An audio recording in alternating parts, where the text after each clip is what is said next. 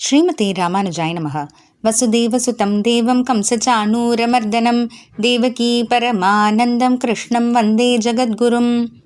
நாள்தோறும் பகவத்கீதையில் நம்ம விபூதி யோகம்ன்ற அந்த 10வது அத்தியாயத்தில் நேத்தி போன தொடரில், அதாவது 12வது ஸ்லோகத்தில் முற்பகுதி மட்டும் பார்த்தோம். இதில் அர்ஜுனன் பேச ஆரம்பிக்கிறாரு. பேச ஆரம்பித்த உடனே பகவானை பரமம்னு ஒரேடியாக புகழ்ந்து தள்ளிட்டாரு. அது மட்டும் இல்லை, அர்ஜுனன் சொல்கிறது மட்டும் இல்லை, இந்த அர்ஜுனன் சொன்ன விஷயத்தை தான் எல்லா ரிஷிகளும் சொல்கிறாரு அப்படின்றத தொடர்ந்து 12வது ஸ்லோகத்தினுடைய பிற்பகுதியிலையும் 13வது ஸ்லோகத்திலையும் நம்ம பார்க்க போகிறோம். பார்க்கலாம். புருஷம் சாஸ்வதம் திவ்யம் ஆதிதேவமஜம் விபும் ஆஹுஸ்த்வாம் ரிஷயஸ் சர்வே தேவர்ஷிர்நாரதஸ்ததா அசிதோ தேவலோ வியாசஹ ஸ்வயம் சைவ பிரவீஷி மே.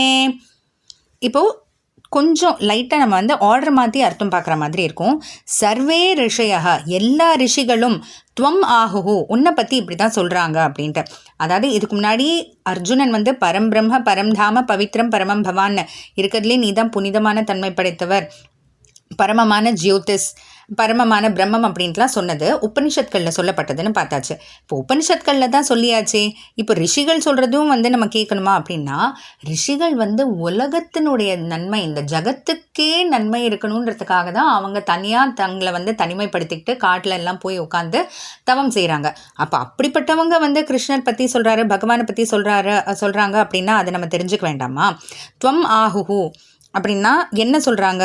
அதாவது ரிஷிகள்ங்கும் போது குறிப்பாக சில ரிஷிகளை எடுத்து அர்ஜுனன் சொல்கிறான். என்னென்னா, தேவர்ஷிஹி நாரதா, தேவரிஷியான நாரதர், ரொம்ப சாத்விக குணமான உடையவர் தேவரிஷி நாரதர்.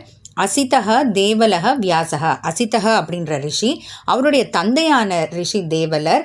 அது மட்டும் இல்லாமல் வேதவியாசர், பகவானுடைய அவதாரம்னே கொண்டாடப்படுற வேதவியாசர், மகாபாரதத்தையே நமக்கு கொடுத்தவர் இல்லையா? அப்படிப்பட்ட வேதவியாசர்லாம் சொல்கிறாங்க. ஏன் நீ கூட என்கிட்ட சொல்லியிருக்க அப்படின்னு சொல்லி, மே என்கிட்ட ஸ்வயம் ச ஏவ, நீ கூட பிரவேஷி சொல்லிட்டு தானே வந்துட்டுருக்க. அதாவது 7வது அத்தியாயத்துலேருந்து பகவான் தன்னுடைய பெருமையை தானே சொல்லிட்டு வந்துட்டுருக்காரு. அதை தான் உபனிஷத்கள்லையும் சொல்லப்படுது. ஏன் இந்த மாதிரி ரிஷிகள்லாம் கூட சொல்கிறாங்க அப்படின்ட்டு அர்ஜுனன் எடுத்து சொல்கிறான்.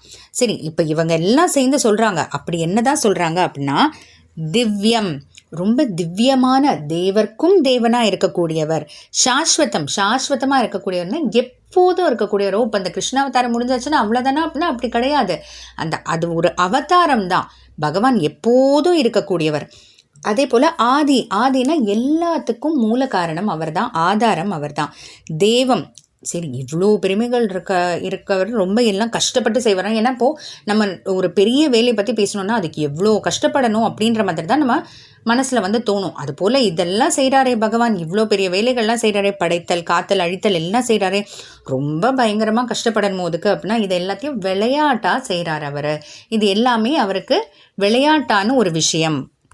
அழகிலா விளையாட்டுடையார் அவர் அப்படின்னு சொல்லி அவரை பற்றி பகவானை பற்றி சொல்கிறது உண்டு இல்லையா? அதுபோல் இது எல்லாமே அவருக்கு ஒரு விளையாட்டாக தான் இருக்கிற விஷயம். அஜம்னா பிறப்பே இல்லாதவர்.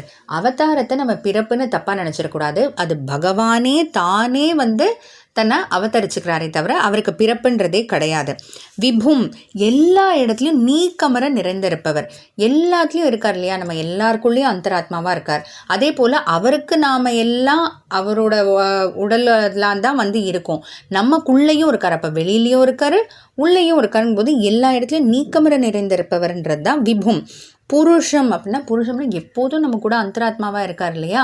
அதனால் ஆதிதேவம் அஜம் விபும் புருஷம் சாஸ்வதம் திவ்யம், இப்படி இல்லாதான் உன்னை பற்றி உபனிஷத்கள்ல மட்டும் இல்லை, தேவ ரிஷிகள்லாம் போல ரிஷிகள்லாம் உன்னை பற்றி சொல்லியிருக்காங்க. ஏன் நீ கூட இதே தான் என்கிட்ட 7வது அத்தியாயத்துலேருந்து சொல்லிட்டு வர அப்படின்ட்டு பகவானுடைய பெருமைகள் பற்றி அர்ஜுனன் இப்போ சொல்கிறான். தொடர்ந்து அர்ஜுனன் வேறு என்னெல்லாம் பகவான் பற்றி சொல்கிறான்னு பார்க்கலாம். ஜெய் ஸ்ரீ கிருஷ்ணா.